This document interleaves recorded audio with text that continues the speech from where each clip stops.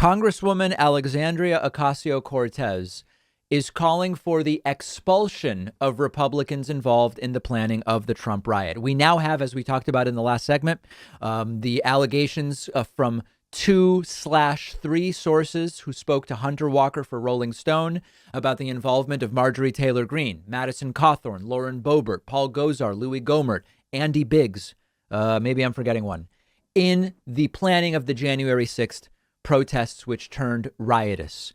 Alexandria Ocasio-Cortez now says anybody who's involved should be kicked out of the House of Representatives, kicked out of Congress. A Newsweek reporting, Congresswoman Alexandria Ocasio-Cortez called for the expulsion of any member of Congress who helped plan the storming of the U.S. Capitol after a bombshell report alleged that several Republican lawmakers had coordinated with rally organizers.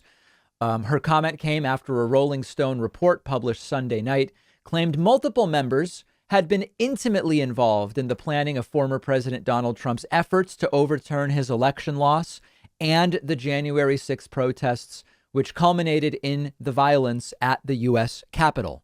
She tweeted, quote, "Any member of Congress who helped plot a terrorist attack on our nation's capital must be expelled. This was a terror attack, 138 injured, almost 10 dead. Those responsible remain a danger to our democracy, our country, and human life in the vicinity of our capital and beyond." Now, I would actually go a step further.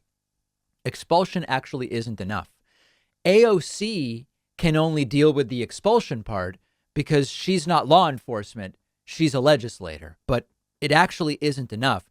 We should be talking about criminal charges here, if applicable, when the evidence points to that. What I mean is there should not be criminal charges. No, because these are members of Congress. It needs to be looked at as if these were any other people. Now, realistically, we're not going to see the expulsion. AOC's right. We should see it.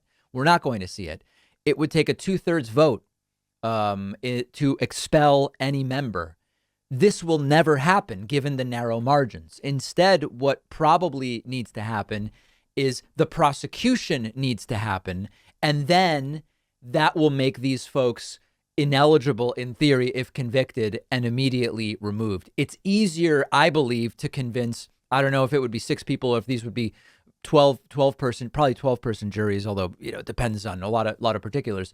It's easier to convince 12 people off the street than it would be to convince highly partisan actors in the House of Representatives to vote to expel their own to their own detriment by flipping the balance of power further against their own party. So that's just a reality. AOC completely right.